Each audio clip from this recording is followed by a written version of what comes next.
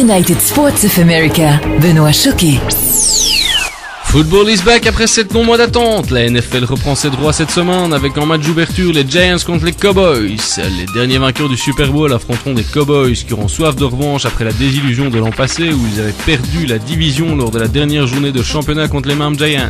Également tête d'affiche ce week-end, on peut épingler dimanche à 20h25 heure belge le duel entre Green Bay Packers et San Francisco 49ers qui sont tous deux des prétendants au Super Bowl.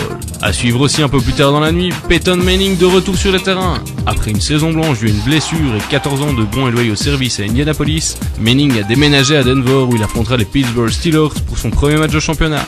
Enfin last but not least, dans la nuit de lundi à mardi, les Bengals de Cincinnati, l'une des révélations de l'an passé, affronteront les Baltimore Ravens qui avaient été eux éliminés en finale de conférence par les Patriots.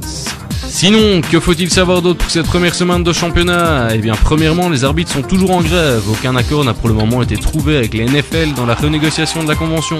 Ce seront donc les arbitres réserves qui les remplaceront jusqu'à nouvel ordre.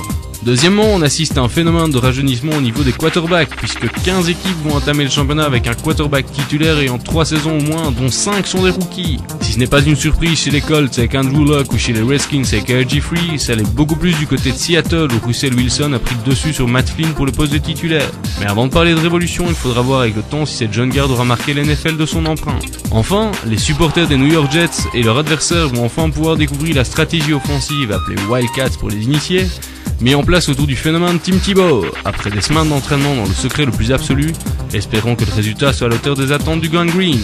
Bon match à tous et à la semaine prochaine. United Sports of America, Benoît Choquet.